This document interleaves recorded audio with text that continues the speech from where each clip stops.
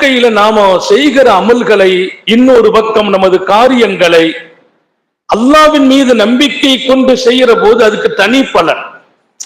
எந்த விஷயத்திலையும் நம்பிக்கைக்கு ஒரு சக்தி இருக்கு. நம்பியவர்கள் தான் ஜெயிக்க முடியும். அது கூடுமா, இது கூடாதா, அது சரியா, இது தப்பான்னா எதிலையுமே நம்ம ஜெயிக்க முடியாது. ஒரு விஷயத்துல நம்பிடணும். சந்தேகம் வந்துச்சுன்னா ஒண்ணும் நடக்காது. முதலாளி தொழிலாளியை சந்தேகப்பட்டா அவர் வெளியிலேயே போக முடியாது. சுத்தி சுத்தி தொழிலாளிகளை கண்காணிச்சுட்டே இருக்கணும், வேற வழி இல்லை. சந்தேகம் வந்துச்சு பாத்தீங்களா, இவரு நிம்மதி போயிடும். கணவன் மனைவியை சந்தேகப்பட்டார் வைங்க, டோட்டல் அவுட். யாரு? கணவன் மனைவியை சந்தேகப்பட்டால் டோட்டல் வாழ்க்கை போச்சு, அவ்வளவுதான். இவர் எந்த நாட்டிலே இருக்க மாட்டார், எந்த வீட்டிலே இருக்க மாட்டார், எந்த ஊர்ல இருக்க மாட்டார். அவன் மனைவியை பத்தியே சிந்திச்சுட்டு இருப்பார். தக்பீர் கட்டினாலும் இப்ப அந்த அம்மா எங்க போச்சுன்னு சிந்திப்பார். மனைவியின் மீது சந்தேகம் பெரும் ஆபத்து. நம்பிக்கை தான் வாழ்க்கை. ரசூல் ஸல்லல்லாஹு அலைஹி வஸல்லம் நிறைய உன் காரியத்தில் வெற்றி, நீ துஆவை நம்புனாங்க. அல்லாஹ் தௌஃபீக் செய்வானா? துஆவை நம்பு. நீ கேட்கிற துஆ அல்லாஹ் கொடுப்பான் என்று நம்பு. வல்லல் நபிகள் சொல்கிறார்கள். நீங்க போ கொஞ்சம் ஒரு 2 நிமிஷம். வல்லல் நபிகள் சொல்வார்கள், துஆவை நம்பு. துஆனா என்ன? முதல்ல துஆனா என்னன்னு சொல்லுங்களேன். நம்ம தேவைகளை போய் அல்லாஹ்ட்ட கேட்கிறோம். கேட்கிற போது அவன் தந்துருவான் கேளுன்னா ஒரே ஒரு பாயிண்ட், அவன் கொடுத்துருவான். அல்லாஹ் எல்லாத்துக்கும் தௌஃபீக் செய்யும். நமக்கு அங்கதான் பிரச்சனை. ஷைத்தான் வந்து உள்ள நுழைஞ்சிருவான். சரி, டெய்லி கேட்கிறோம், இன்னைக்கும் கேட்டு பார்ப்போம். டெய்லி கேட்கிறோம், இன்னைக்கும் கேட்டு பார்ப்போம். அந்த நம்பிக்கை ஆபத்தானது, ஆரோக்கியமற்றது. தருவான் என்று நம்புங்கள். அல்லாஹ் நிச்சயம் தருவான், உண்மையாகவே தருவான். அல்லாஹ் நம்முடைய மஜ்லிஸின் வளர்ச்சி கவனத்தில் கொண்டு நம்ம பிள்ளைங்க வர்றாங்க. ஒரு கண்ணியத்தோடும் சிறப்போடும் இன்ஷா அல்லாஹ் நீங்கள் அவர்களோடு நடந்து கொள்ள வேண்டும் என்பதை ஞாபகப்படுத்துகிறோம். இந்த உங்களுக்கு முன்னால் வரக்கூடிய இந்த பிள்ளைங்களுடைய வசூல் வந்து மஜ்லிஸினுடைய உயர்வுக்காக அல்லாஹ் தௌஃபீக் செய்யட்டும். கொஞ்சம் உங்களுடைய கவனத்திலே உதுல்லாஹ் வஅன்தும் மூகினூன பில் இஜாபா. நீங்கள் துஆ செய்யுங்கள். எப்படி துஆ செய்யுங்கள்? பதில் கிடைக்கும் என்று உறுதியோடு துஆ செய்யுங்கள். அல்லாஹ் அந்த உறுதி ஹயாத் பூரம் தரணும். நான் சும்மா ஒரு சின்ன விஷயத்துக்கு கேட்டா கூட அந்த நியத்துல கேட்கணும். பெருமானார் ஸல்லல்லாஹு அலைஹி வஸல்லத்துல வந்து ஒருத்தர் சொன்னார், எனக்கு துஆ செய்யுங்க நாயகமே. என்ன துஆபா? ஒரு துஆ, ஒரே ஒரு துஆ தான். நீங்க எனக்கு ஒரு துஆ. எப்படி? நான் என்ன கேட்டாலும் அவன் கொடுக்கணும்னு துஆ செய்யுங்க. இது ஒரு துஆவா? இது ஒரு துஆவா? சொல்லுங்கல்ல, நீங்க இந்த பக்கம் பாருங்க.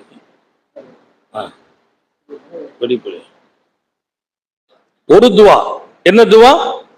நான் கேட்கணும், அல்லாஹ் கொடுக்கணும். அல்லாஹ் எல்லாருக்கும் தௌஃபீக் செய்வானா? நான் என்ன கேட்டாலும் அவன் கொடுக்கணும். பெருமானார் அப்ப சொன்னாங்க, நான் ஒன்னு சொல்லுவேன் எடுத்துக்கிடுவேன்னாங்க. ஓகேன்னாங்க. ஒண்ணுதானே சொல்ல போறீங்க? அத்திப் துமக். பெருமானார் சொன்ன ஒரு வார்த்தை, இதை நம்ம எல்லாரும் மனசுல எடுத்துக்கிறோம். அத்திப் துமக் அப்படின்னா என்ன அர்த்தம்? உன்னுடைய உணவை நீ தூய்மையாக்கிக் கொள்வாயாக. என்ன அர்த்தம்? உன்னுடைய உணவை நீ தூய்மையாக்கிக் கொள். அத்திபு தோமக், உன் உணவு தூய்மையா இருக்கட்டும். சுப்ஹானல்லாஹ். பியூர் உணவு சாப்பிடு, கலப்படமே இருக்கக்கூடாது. அனுமதி இல்லாத பொருள் கலக்கக்கூடாது, அனுமதி இல்லாத காசு கலக்கக்கூடாது, ஹராமான வழி இருக்கக்கூடாது. அல்லாஹ் நம்ம எல்லாருக்கும் தௌஃபீக் செய்வானா? உன் உணவு மட்டும் பியூரா இருக்கட்டும். நீ என்ன கேட்டாலும் கிடைக்குன்னாங்க. சையதுனா சஅத் இப்னு அபீ வக்காஸ் அவங்களுக்கு அந்த வாய்ப்பு கிடைச்சிச்சு. எந்த காலத்திலும் எந்த பிரச்சனையிலும் அவங்க கேட்டா கிடைச்சுக்கணும். மழை இல்ல, அவங்க துஆ செய்தா மழை பெய்யும். கால் ஊனமானவர் அவங்க துஆ செய்தால் நடந்து போனார். அல்லாஹ் எல்லாருக்கும் தௌஃபீக் செய்வானா? பெருமானார் சொன்ன வார்த்தை ரொம்ப முக்கியம். உணவு சுத்தம். எல்லாரும் இதுல கவனம் வைக்கணும். நம்ம கேட்கிற துஆவுக்கான பவரே எதுலதான் கிடைக்கும்? நம்ம சாப்பாடு சுத்தமா இருக்கணும், உடை, உணவு. அப்புறம் நம்ம கேட்கணும், அல்லாஹ் தந்துடுவான்னு கேட்கணும். எப்படி கேட்கணும்? அல்லாஹ் உங்களுக்கு எனக்கும் தௌபி செய்வானாக.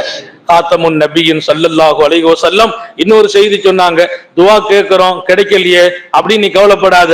எப்படியும் ஒண்ணுல 3 விஷயம், 3ல 1 கிடைச்சிடும். என்ன நாயகமா அந்த 3? பெருமானாட்ட கேட்டாங்க. 3ல 1 கிடைக்கும்பான்னாங்க நபி. என்ன 3ல 1 சொன்னாங்க ஸல்லல்லாஹு அலைஹி வஸல்லம்? 1 நீ கேட்டதை தந்துருவான் அல்லாஹ். அல்லாஹ்வுக்கு தெரியும் இவனுக்கு கேட்டது கொடுத்தா பரக்கத்து, கேட்டதை கொடுத்துருவான். 1 நீ கேட்டது கிடைக்கும். 2வது ஸல்லல்லாஹு சொன்னாங்க, அப்படி இல்லைன்னா நீ கேட்டது இப்ப உனக்கு சரியில்லை, அதனால அதை கொஞ்சம் என்ன பண்ணிடுவான், மாத்தி உனக்கு இருக்கிற ஏதாவது கஷ்டத்தை நீக்கி விட்டுருவான். நம்ம நினைச்சிட்டு இருக்கோம் நம்ம கேட்டமே கிடைக்கலையே. எப்ப உனக்கு வர வேண்டிய ஒரு கஷ்டத்தை தொடச்சிட்டேங்கிறான் அல்லாஹ். நீ துவா கேட்டதுனால நிம்மதியை தான் கேட்ட, பணம் வேணும்னு கேட்ட, வீடு வேணும்னு கேட்ட, வீடும் வரல பணமும் வரல. ஆனா அல்லாஹ் என்ன பண்ணிட்டான், உனக்கு எல்லா வகையான சோதனைகளை விட்டு பாதுகாப்பு தந்துட்டான். அல்லாஹ் நம்ம எல்லாருக்கும் தௌபி செய்வானா. இங்கே நல்ல ஞாபகத்தில் வைக்க வேண்டிய விஷயம் 3ல் 1. 3ல் 1வது என்ன சொன்னோம்? அது கேட்டதே கிடைச்சுக்கணும். என்ன கிடைக்கும்? நம்ம என்ன கேட்டோமோ அது கிடைச்சிடும். அப்படி இல்லைன்னா சோதனை வந்து நிக்கிறோம்.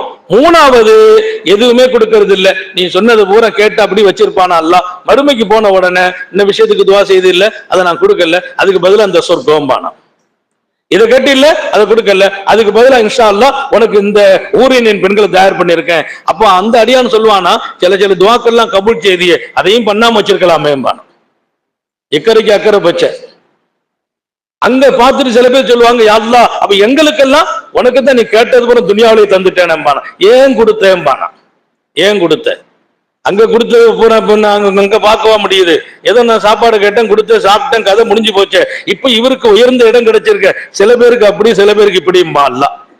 அதனால இப்ப நமக்கெல்லாம் அவசரம் தான். இன்னைக்கு கேட்டா இன்னைக்கு கிடைக்கணும். இப்ப சாப்பாட்டுக்கு கேட்கறதுக்கு அல்லாஹ் சொர்க்கத்துல தரேன்னா அது எப்படி அப்படி நம்ம நினைக்கிறோம். ஆனா அங்க போனா அதுதான் பாக்கியமா தெரியும். ஹைர் டோட்டலா அல்லாஹ் நம்ம கேட்டதை தருவானாக. ஆமீன் சொல்லுங்களேன். நம்ம என்ன கேட்டோமோ அதை நசீபாக்கி தருவானாக. அதனால நான் சொல்றது, நான் கேட்ட துவா வீண் இல்லை. 3ல் 1 கிடைத்து விடுகிறது. 1 இங்கே கேட்டது கிடைக்கும். இல்லை என்றால் அதற்காக என்னுடைய பிரச்சனை ஒண்ணு தீர்த்து வைக்கிறான். இல்லை என்றால் எல்லாத்தையும் சேர்த்து சொர்க்கத்துல கொடுத்துறான். அல்லாஹ் நம்ம எல்லாருக்கும் தௌபி செய்யட்டும். இங்கே நான் துவாவுக்காக அதிக நேரம் பேசுறதுக்கு இல்ல. மனிதனுடைய இருதயத்திற்கான ஒரு செய்தி. கல்பு வந்து எப்பவுமே அப்பப்ப நோய்வாய்ப்பட்டுக்கிட்டே இருக்குமா. ஹார்ட் பிரச்சனைங்கிறது ஆபத்தானது, மருத்துவ ரீதியாக ஆபத்தானதுதான். மத்த நோய்களை சரி பண்ணிடலாம். ஹார்ட்ல பிரச்சனை வந்தா உடனே கவனிக்கணும், அதுல கொஞ்சம் கண்காணிப்பா இருக்கணும், டாக்டருடைய ஆலோசனை கேட்டு நடக்கணும். திரும்பவும் நாம பழைய நிலையில இருந்தோம்னா 2வதும் பிரச்சனை வரும். எதுவுமே நிரந்தரம் இல்லை. ஃபுல் ஓபன் சர்ஜரி பண்ணிட்டா அதுக்கு பின்னால நீ நிம்மதியா இருக்கலாம். ஒருத்தர் சொன்னார், நான் இன்றைக்கு இளமை ஆயிட்டேன், இப்ப நான் எவ்வளவு சாப்பிடலாம். அப்படிலாம் இல்ல, அதுக்கு பின்னாலையும் கேட்டவர்தான் பண்ணும். கவனமா தான் இருக்கணும். ஹார்ட் சம்பந்தப்பட்டது ஆபத்தானது. இது மருத்துவ ரீதியாக ஆன்மீக ரீதியாகவும் உள்ளம் நோய்படும். தவாவுல் கல்புங்கிறாங்க. கல்புக்கு மருந்து இருக்குது, அதை எடுத்துக்காருனா. ஆன்மீக ரீதியா கல்பு நோய்படும். அப்பப்போ இது கவலையை தரும், அப்பப்போ பலகீனமாகும், அப்பப்போ சோர்ந்து போகும். அது உற்சாகமா இருந்தா தான் நான் தொழவே முடியும், நான் துவா கேட்க முடியும், பள்ளிவாசலுக்கே வர முடியும்.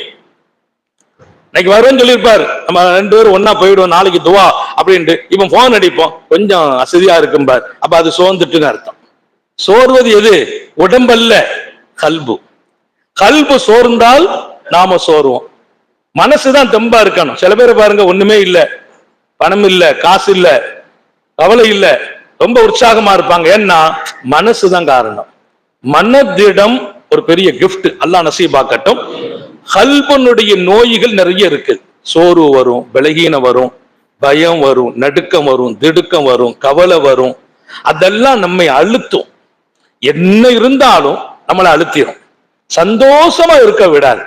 இந்த நோய்களுக்கு 5 மருந்து இருக்கு. அதை மட்டும் சொல்லி துவாவ ஆரம்பிச்சிடுறேன். ஏன்னா அங்க வந்திருக்கீங்க, ஒரு கிஃப்டை கொண்டு போகணும் இல்லையா? இந்த நோய்க்கு 5 மருந்து இருக்கு. மனசுல வர்ற நோய், அந்த நோய் தான் டேஞ்சர். படாத பாடுபடுத்திடும். எவ்வளவு பெரிய ஆட்களை எல்லாம் போட்டு கவுத்துருத ஒரு சின்ன கவலை, சின்ன சோர்வு, என்னப்பா ஒரு மாதிரியா இருக்குங்கிறார், என்னன்னு சொல்ல தெரியல. என்னப்பா ஒரு மாதிரியா இருக்குது, அது கல்புடைய நோய். டாக்டர்கிட்ட போய் என்ன செய்யுது, ஒரு மாதிரியா வருதுன்னா ஒரு மாத்திரையை கொடுத்து அனுப்பி விடுவார். அந்த மாதிரியா தான் இருக்கும், அது ஒண்ணும் செய்ய முடியாது. அன்னைக்கு ஒரு பொம்பளைங்க சொன்னாங்க, எனக்கு விறுவிறுன்னு வருதுன்னாங்க. அப்படின்னா என்னமா, என்னமோ பண்ணுதுங்கிறான், என்னமோ பண்ணுது. இதெல்லாம் கல்பு சார்ந்த நோய். இந்த நோய் இதுக்கு 5 மருந்து இருக்கிறது. நன்மக்கள் சொல்வார்கள், 5 மருந்துகள். ஒன்று முஜாலிசத்து சாலிஹீன், ஃபர்ஸ்ட் மருத்துவம் அதுதான்.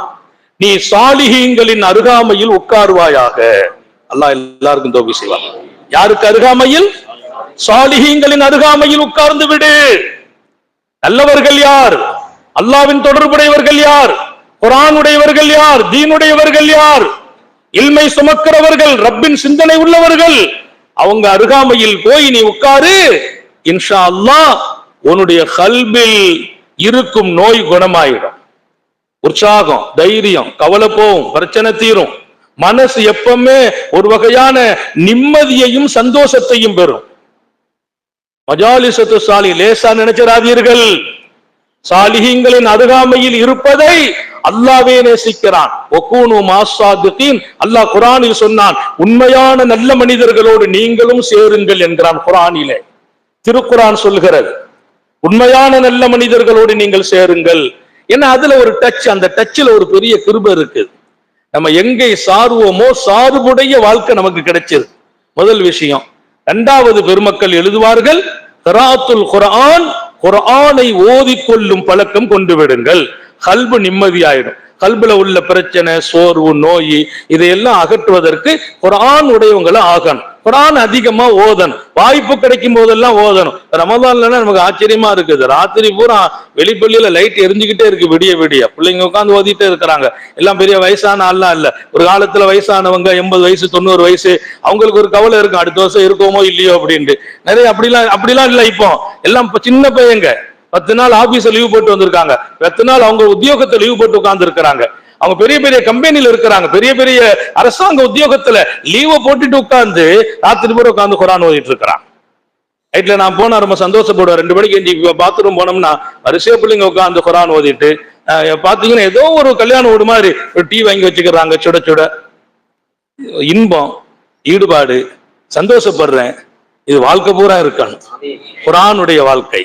எப்பமெல்லாம் வாய்ப்பு கிடைக்குமோ குர்ஆன் ஓதுங்கள். குர்ஆன் ஓதாத ஒரு நாள் இருக்கக்கூடாது. உறுதி எடுக்கலாம் இன்ஷா அல்லாஹ். குர்ஆன் ஓதாத ஒரு நாள் இருக்கக்கூடாது. எனக்கு ஓத தெரியாது, ஓத ஆரம்பிச்சிருங்க. யார் எத்தனை பேர் விரும்புறீங்க வாங்க இன்ஷா அல்லாஹ். முதியோர் மதரசா, இளைஞர்கள் மதரசா, சிறுவர்கள் மதரசா, எதனாலும் நாங்க கொடுக்க தயார். நீ குர்ஆன் உடையவனாக ஆகணும், குர்ஆன் ஓதணும். இன்னும் எனக்கு தெரியாதுன்னு எத்தனை நாளைக்கு சொல்றது? அல்லாஹ்ட்ட போய் ஏன்பா நீ ஓதல்ல, ஓத தெரியாதல்லான்னு சொல்ல முடியுமா? அதுக்கான முயற்சி நான் எடுக்கணுமா இல்லையா? எவ்வளவு பேர் படிக்காதவங்க இப்ப படிக்கிறாங்க. 8th வரைக்கும் தான் படிச்சாங்க, இப்ப அப்படியே 10th பாஸ் பண்றாங்க, +2 பண்றாங்க, காலேஜுக்கு போறாங்க, அதுக்கு மேல அதுக்கு மேல அதுக்கு மேல. எப்படி முடிகிறது? அதிலே ஒரு இன்பம் வந்தது, முடிந்தது. 60 வயசுல படிக்கிறார், 60 வயசுல. அப்படியானால் குர்ஆன் ஓதணுங்கிற இன்பம் வந்தால் நிச்சயமா அல்லாஹ்வும் நமக்கு உதவி செய்வான். வலக்கத் யஸ்ஸர்னல் குர்ஆன லிذிக்ர், குர்ஆனை ஓதுவதற்கும் சிந்திப்பதற்கும் நாம் லேசாக்கி வைத்தோம் என்று அல்லாஹ் சொல்றான். இது லேஸ். அல்லாஹ் நம்ம எல்லாருக்கும் தௌஃபீக் செய்வானாக. 3வது விஷயம் ஹலாவுல் பத்தன், அது ரொம்ப முக்கியமானது. அதிக நேரம் வயிறு காலியா இருக்கணும். இப்ப ரம்ஜான்ல மட்டும் வயிறு காலியா இருக்கிறது இல்ல, எப்பவும் இருக்கணுங்கிறார். ரம்ஜான்ல வயிறு காலியா இருக்குது இல்ல, இப்பமெல்லாம் நம்ம வயிறு காலியா இருக்குது. இந்த வயிறு காலிங்கிறது அதிக காலங்கள் இருக்கணுங்கிறார். தப்பான உணவுகள் இருக்கக்கூடாது, வயிறு கொஞ்சம் ஃப்ரீயாட்டே இருக்கணும். அப்படின்னா கல்பு ராகத்தா இருக்குமா. கல்பு பிரச்சனை பண்ணுதுன்னா வயிறு ஃபுல்லா இருக்குதுன்னு அர்த்தம். வயிறு கம்மியானா கல்பு ஃப்ரீ ஆயிடுமா. அதான் பெரியார்களுடைய பெரிய ஆலோசனை. அப்போ சில பேர் அது குறைய குறைய சேர்த்துக்கிட்டே இருக்கிறாங்க. கொஞ்சம் குறைஞ்சுன்னா அப்ப ஃபுல் பண்றது. மோட்டர்ல தண்ணி டேங்க்ல குறைஞ்சிட்டா அடுத்து மோட்டர் போட்டு விட்டுற மாதிரி, மோட்டர்ல டேங்க்ல தண்ணி குறைஞ்சிட்டா காமாசி குறைஞ்சாலே போட்டு விட்டுறது. அதே மாதிரி கொஞ்சம் குறைஞ்சிச்சுன்னா உடனே என்னத்தையாவது 2 போட்டு ஒரு டீயை போட்டு அதை ஃபுல் பண்ணிடுறது. ஃபுல் பண்ணக்கூடாது. உலகத்திலேயே ரசூல் சொன்னாங்க, ஃபுல் பண்ணப்படக்கூடிய பாத்திரங்களில் ரொம்ப ரொம்ப டேஞ்சர் உன் வயிறு என்றார்கள் நபிகள் நாயகம். நிரப்பும் பாத்திரங்களில் எல்லாம் ஆபத்தான பாத்திரம் உன் வயிறுதான் என்று சொன்னவங்க நபிகள் நாயகம். இன்னைக்கு டாக்டர் சொல்றாங்க, எப்ப ஃபுல்லா சாப்பிடாத, சுகர் இருக்கா கொஞ்சம் கொஞ்சம் சாப்பிட்டுக்கா, காலையில கொஞ்சம் சாப்பிட்டுக்கோ, 2 மணி நேரம் கழிச்சு கொஞ்சம் சாப்பிட்டுக்கா, அப்ப கொஞ்சம் சாப்பிட்டுக்கா, அப்படி கொஞ்சம் கொஞ்சமா பிரிச்சு விடுறாரு அவரு. அப்படின்னா என்ன அர்த்தம்? வயிறு காலியா இருக்கணும். இவர் என்ன பண்றாரு? கொஞ்சம் கொஞ்சமா சாப்பிட்டு ஃபுல் பண்ணிடுறாரு. ஃபுல் பண்ண சொல்லல, காலி வயிறு. அது ரம்ஜான் பெரிய கிருபை. அதனாலதான் பாருங்க, ரமலான்ல ரொம்ப ராகத்தா இருக்குது, கல்பு நிம்மதியா இருக்குது. நிறைய பிரச்சனைகள்லாம் கல்புல தெரிகிறதே இல்லை. என்ன காரணம்? அது நோன்பு ஒரு காரணம், இன்னொரு பக்கம் வயிறு காலியா இருக்கிறது ஒரு பெரிய காரணம். அதனால அல்லாஹ் நம்ம எல்லாருக்கும் தௌபீக் செய்வானா. அதனால நான் பட்னி கிடக்க சொல்லல, நீ சாப்பிடவே கூடாதுன்னு சொல்லல. நாளைக்கு நிறைய பேரும் இப்படி எல்லாம் சொன்னீங்க, என் பையன் சாப்பிடவே மாட்டுட்டான், அப்படி வந்துடக்கூடாது. சாப்பிடுங்க, வயிறு ஃபுல் பண்ணாதீங்க. வயிறு ஃபுல்லாகல கல்பு வெளிச்சமா இருக்கும். அல்லாஹ் தௌபீக் செய்வானாக. கியாமுல் லைல், 4வது ராத்திரி தொழுகை பழக்கமாக்குங்கள், உங்கள் கல்பின் நோய்கள் குணமாகும். எதை பழக்கமாக்கணும்? இரவு தொழுகை. இப்பமெல்லாம் இரவு தொழுகைக்கு இடமே இல்லை பள்ளிவாசல்ல. பள்ளிவாசல்ல இடம் இருக்கா? படுத்தவங்க தொழுகிற உங்களுக்கு தெரியும், ஃபுல். நம்ம பள்ளி மட்டும் இல்ல, எல்லா பள்ளிகளும், எல்லா பள்ளியும் இரவு தொழுகை கொண்டு அல்லாஹ் ஹயாத்தாக்கினான். ஹரம் உட்பட காபத்துல்லா இடமே இல்ல. எத்திகாப் இருக்கிறாங்க, காபா இருக்குது, அவரு ஹரம் உள்ள வரணும்னா அவரு 50 நிமிஷம் நடக்கணுமா, அங்க அவர் எத்திகாப்ல இருக்காது. அவ்வளவு மக்கள் நிரம்பி இருக்கிறாங்க. நாங்க சொல்றோம், உங்க கல்பு ராகத்தாக வேண்டும், நோய் இல்லாமல் இருக்க வேண்டும், கவலைகள் போக வேண்டும், பதட்டங்கள் நீங்க வேண்டும், உள்ளே இருக்கக்கூடிய அச்சம் போக வேண்டும், கல்விலே இருக்கக்கூடிய பலகீனம் போக வேண்டும், சந்தேகம் நீங்க வேண்டும். நீங்கள் இரவில் நின்று தொழுங்கள், கல்பு நோயில் இருந்து குணமாகும். அல்லாஹ் உங்களுக்கும் எனக்கும் தௌபீக் செய்வானாக. கல்பு நோயை குணமாக்குவதற்கும் 5 மருந்து. அதில் 4வது இரவு தொழுகை, 5வது தலரு இந்த சஹர், அதிகாலை சகரு நேரம். சகரு நேரத்தில் உட்கார்ந்து கையேந்தி கண்ணீர் வடியுங்கள். துவா, சகர்ல துவா செய்யணும். இது இப்பவும் இல்லை, எப்பவும் எல்லா காலத்திலையும். தஹஜ்ஜத்தை முடிச்சிட்டு எப்ப துவா கேட்போம்? சகர் நேரம். நமக்கு சகருனாலே ரம்ஜான் சகரு தான். அப்படி இல்ல, காலையில நம்ம 4 மணிக்கு எழுந்திரிக்கும், தஹஜ்ஜத் தொழுகிறோம், 4:50க்கு பாங்கு, 4:15 4:30 துவா ஆரம்பிச்சிடணும். ஏன்னா சகரு நேரம். அந்த நேரம் துவா உங்கள் இருதயத்தின் நோயை குணமாக்கும். துவா கேட்டா அல்லாஹ் கிடைக்கிறான், துவா கேட்டா நிம்மதி கிடைக்குது, துவா கேட்டா காரியம் சக்சஸ் ஆகுது. அதெல்லாம் ஒன்று. இதற்கு மேல் எக்ஸ்ட்ரா கிடைக்கக்கூடிய பாக்கியம் நம்முடைய கல்பினுடைய நோய்கள் குணமாகுது. எல்லாம் அல்லாஹ் தௌபீக் செய்வானாக. அப்ப இந்த 5 மருந்து ஞாபகம் வச்சுக்கோங்க. இதெல்லாம் இன்னைக்கு யூடியூப் வாட்ஸ்அப்ல பதிவாயிருது. நீங்க திரும்ப போட்டு கேட்டு இதை பழக்கத்துக்கு கொண்டு வாங்க. ரெகுலர் வாழ்க்கையில வயிறு கொஞ்சம் காலி பண்ணிட்டே வாங்க. ரெகுலர் வாழ்க்கையில இரவுல தொழுது பழகிட்டே வாங்க. அப்ப குர்ஆன் திலாவத்தை ஓதிக்கொண்டே வாழுங்கள். இன்னொரு பக்கம் நான் சொன்னதை போல சாலிஹீன்களின் தொடர்பு உங்களுக்குள்ளே இருந்து கொண்டே இருக்கட்டும். நல்ல மனிதர்கிட்ட எப்பவும் நெருக்கம் வச்சுக்கோங்க, அவங்களுக்கு சந்திங்க, அவங்க கூட உட்காருங்க. அது ஒரு பெரிய பரக்கத். உங்க கல்புல அல்லாஹ் ஒரு நிம்மதியை வெளிச்சமாக்கி விடுவான். அப்படிப்பட்ட பாக்கியம் நிறைந்த இந்த மஜ்லிஸ் இன்ஷா அல்லாஹ் துஆவுடைய மஜ்லிஸ். துஆ என்பது கல்பின் நோயை குணமாக்கும். உன் வாழ்க்கையின் ஆயுதமே உன் துஆ, உன் பலமே உன் துஆ. நாங்க நபிகள் நாயகம். உன் பலம் எது? துஆ தான். நம்ம மாதிரியா இருக்குது, ஒரு பலம் இருக்குது, அல்லாஹ்ட்ட கேட்போம், நமக்கு என்ன, ரப்புல இருக்கிறான். உன் பலமே உன் துஆன்னாங்க. உன் பலம். ஏதாவது பிரச்சனை என்ன செய்யறது? ஆட்கள் பயம் காட்டுவாங்க, ஆனா நீ ஒன்னும் கவலைப்பட வேண்டாம், அல்லாஹ் அப்படின்னா முடிஞ்சு போச்சு. ஹைர், அல்லாஹ் நம்ம எல்லாருக்கும் தௌபீக் செய்வானாக, வாழ்க்கையில நிம்மதியை தருவானாக, இந்த மஜ்லிஸை அல்லாஹ் புரிந்து கொள்வானாக.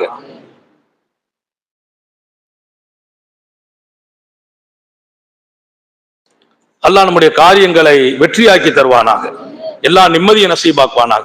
அல்ஹம்துலில்லாஹ். இந்த சிறப்பான நிகழ்ச்சி நமது மஜ்லிஸுல் அன்வார் இதை பொறுப்படுத்தி நடத்துகிறது. நமது வாவர்பள்ளி நிர்வாகம், வாவர்பள்ளியினுடைய ஜமாத், உங்கள் போன்ற அத்தனை பேர்களின் மிகப்பெரிய ஒத்துழைப்பும் ஆதரவும் இன்ஷா அல்லாஹ் இது தொய்வில்லாமல் எல்லாம் நடக்க செய்துட்டு இருக்கிறான். நேற்று நான் சொன்ன மாதிரி நம்ம ஆரம்பிக்கிற எந்த அமலும் இதனுடைய நிபந்தனை இஸ்திகாமத். இஸ்திகாமத்னா நம்ம மவுத்து வரைக்கும் இந்த அமல் நடக்கணும். அல்லாஹ் தௌபீக் செய்வானாக. அதுதான் இங்கே நடந்து கொண்டிருக்கிறது இந்த மஜ்லிஸ். இன்ஷா அல்லாஹ் இதை தொடர்ந்து நடத்த அல்லாஹ் தௌபீக் செய்வானாக. இதன் நிர்வாகிகள் இருக்கிறாங்க, மஜ்லிஸுல் அன்வாரின் பொறுப்பாளர்கள் பாப்பா ஆரணி அப்துல் ஹமீத் சாஹிப் அவர்களுடைய சிறப்பான தலைமையில் உருவாகி இன்று நமது பள்ளியினுடைய செயலாளர் VTS அண்ணன் அவர்கள், இங்கே நமது அப்துல் சலாம் அண்ணன், மரியாதைக்குரிய நம்முடைய வாப்பாவுடைய மகனார் ஹபீபுர் ரஹ்மான் காசியார் வாப்பா இருக்கிறாங்க. இது நம்ம ஜப்பார் சார், அவங்க எல்லாம் நீண்ட காலம் இந்த சேவையில். சாரு ஆரிப் சுல்தான் நம்முடைய நீண்ட கால நண்பரும் கூட, தூத்துக்குடியிலே பெரிய நிர்வாக அதிகாரத்திலே பொறுப்பில இருந்து ரிட்டையர்ட் ஆகி இன்னைக்கு சமூக நல்ல பணிகளிலே இன்றைக்கு இது போன்ற நல்ல பணிகளை ஊக்குவித்து சிறப்புப்படுத்துகிற நம்ம மஜ்லிஸ்ல பிள்ளைங்க இருக்க, அலி இருக்கிறார், அக்பர் இருக்கிறார், கபீர், இது மாதிரி நிறைய பிள்ளைங்க இருக்கிறாங்க. இதற்கு தோல் கொடுத்து துணை நிற்கிறவங்க நம்முடைய நிர்வாகத்துடைய பொறுப்பாளர்கள், நம்முடைய ஜமாத்தினுடைய பிள்ளைங்க. அல்ஹம்துலில்லாஹ் எல்லாருக்கும் துவா செய்யறோம். அதோட நம்ம அப்துல் கோயா இங்க லைவ் செய்துட்டு இருக்கிற தினமும் 29 நாளும். அல்லாஹ் அவருக்கும் சிறந்த வாழ்க்கை, நிம்மதி, பரக்கத்தை கொடுக்கட்டும். நம்ம பிள்ளைங்க இன்னைக்கு நிறைய ஏத்திகாப்ல இருந்து வந்திருக்காங்க. நம்ம இப்ராஹிம் போன்றவங்க, சல்மான், நிறைய பிள்ளைங்க வந்த இவங்க எல்லாரும் தொடர்ந்து செய்திகளை மக்களுக்கு கொண்டு சேர்க்கிற பொறுப்புல இருக்கிறாங்க. மக்கள்கிட்ட கொண்டு சேர்க்கிற போது பெருமானா சொன்னாங்க இல்லையா, ஒரு நல்லதை சொல்வதும் அந்த சொன்ன செய்தியை கொண்டு சேர்க்கிறதும் அவங்க செய்தா அவங்களுக்குள்ள கூலி உங்களுக்கும் கிடைச்சிருந்தா. ஒரு நல்லது என்ன அங்க இருக்குன்னு சொன்னா சொன்னதுக்காக உனக்கு கூலிங்கிறாங்க ஸல்லல்லாஹு அலைஹி வஸல்லம். அதனால பெரிய வேலைகள். அல்லாஹ் தஆலா இந்த மஜ்லிஸை கபூல் செய்யணும், கியாமத் வரைக்கும் தொய்வில்லாம நடக்கணும். இதுக்கு பாடுபடுறவங்க அவங்க சந்ததிகளுக்கும் அல்லாஹ் பரக்கத் செய்யணும். எல்லாரும் துவா செய்யுங்க இன்ஷா அல்லாஹ். இப்போ துவா மஜ்லிஸ் துவக்கம். அதுக்கு அல்லாஹ் தஆலா இந்த மஜ்லிஸை கபூல் செய்வானாக. நீண்ட நெடிய நாட்கள் நோய் நொடிகள் இல்லாமல் உடல் ஆரோக்கியத்தோடு மன நிறைவோடு இன்பத்தோடு அல்லாஹுவை நின்று வணங்கி வழிபட்டு வாழும் நசீபையும் பாக்கியத்தையும் எல்லாம் அல்ல அல்லாஹ் உங்களுக்கும் எனக்கும், நம்மை ஈன்றெடுத்த தாய் தந்தையர்களுக்கும், நமது மனைவி, மக்கள், உற்றார், உறவினர் யாவருக்கும் கொடுத்தருள் புரிவானாக. நமது உயிரினும் மேலான கண்மணி முஹம்மது ரசூலுல்லாஹ் ஸல்லல்லாஹு அலைஹி வஸல்லம் அவர்களை கனவிலும் நனவிலும் கண்டுகளிக்கும் பெரும் பாக்கியத்தை அல்லாஹ் நம் எல்லோருக்கும் கொடுத்தருள் புரிவானாக என்ற நல்ல துவாக்களோடு உங்கள் எல்லோருடைய துவாவை ஆதரவைத்து என் வார்த்தைகளை நிறைவுபடுத்துகிறேன். நிறைய பேர் லைவ்ல இருக்கிறாங்க, நூற்றுக்கணக்கான மக்கள் இங்கே லைவ்ல துவாவுக்காக காத்து இருக்கிறாங்க. தொடர்ந்து யூடியூப்களில் அவங்க செய்திகளை அவங்கவுங்க பிரச்சனைகளை சொல்லி வச்சிருக்கிறாங்க. இங்கேயும் பல பேர் தங்களுடைய கோரிக்கைகளை சொல்லியிருக்காங்க, எழுத்து மூலமாகவும் வாட்ஸ்அப்லையும் அனுப்பி வச்சிருக்கிறாங்க. குழந்தைகளுக்காக, திருமணத்துக்காக, வியாபாரத்துக்காக, நோய் நம்பலத்திலிருந்து பாதுகாப்புக்காக, பிள்ளைங்களுடைய படிப்புக்காக, பிள்ளைங்களுடைய வளர்ச்சிக்காக ஏகப்பட்ட விஷயங்களை இந்த சமூகம் துஆவை ஆதரவைத்து கோரிக்கை வச்சிருக்கிறாங்க. யார் யார் என்ன கோரிக்கை வச்சாங்களோ அதையும் அல்லாஹ் நம்ம நாவில வெளியாக்குவானாக. நம்ம ஆமீன் சொல்லுவோம். அல்லாஹ் கபூல் செய்வோம்.